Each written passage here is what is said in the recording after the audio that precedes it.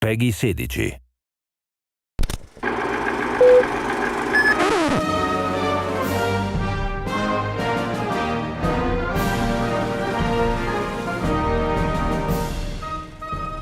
We are extremely proud to be able to create Tropico 6 and build on the unique creative foundation that was introduced over 20 years ago and refined by Hamimont Games with Tropico 3, 4 and 5.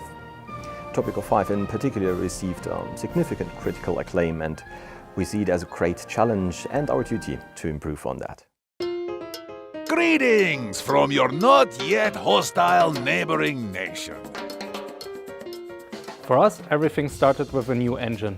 Taking an existing game from 2014 and designing a new game around it wasn't an option for us. We wanted to build Tropico 6 from scratch and diverge a little from the cartoonish visuals the game had in the past, introducing cutting-edge graphics and realism to the series.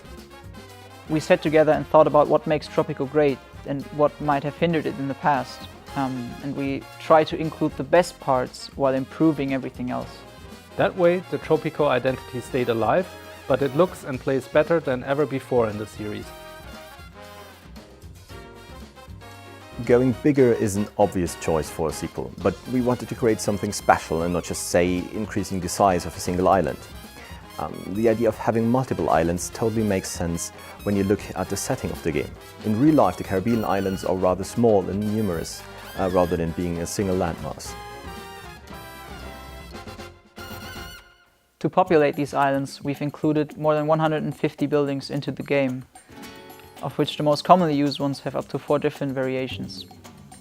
It's 50 more buildings than in Tropico 5, not including the variations. With the idea of multiple islands, we also had to think about the ways that your citizens reach those islands. We also wanted to give the players additional means to interact with the different islands. So that's where additional means of infrastructure and public transportation came into play. We have bridges with which you can easily connect islands, we have tunnels that can create shortcuts, and we have teleferics that allow you to reach higher grounds.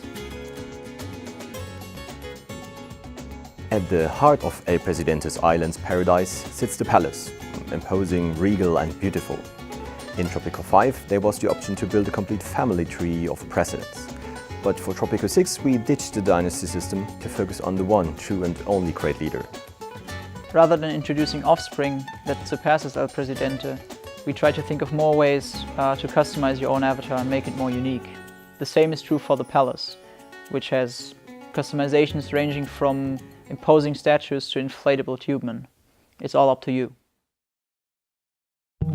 Longtime fans will remember the espionage add-on for Tropico 5, which raised the stakes in your relation with various superpowers. We really liked the idea that El Presidente wouldn't bow to his much larger enemies around the globe and would instead take anything he wanted from them with the help of some sneaky tactics. In the past, you were able to steal money and technology from foreign nations and expose their secrets. In Tropico 6 we've built on that and introduced a completely new building and raid feature that allows you to deal with these nations in new shady ways.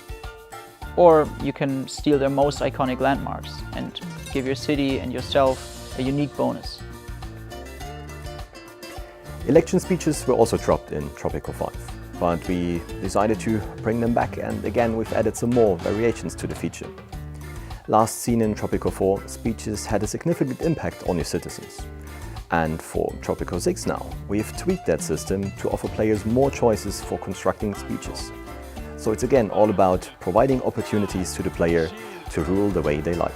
Your prosperity is my honor. Your solidarity is my faith. And I gracefully accept your love. You are my Tropico.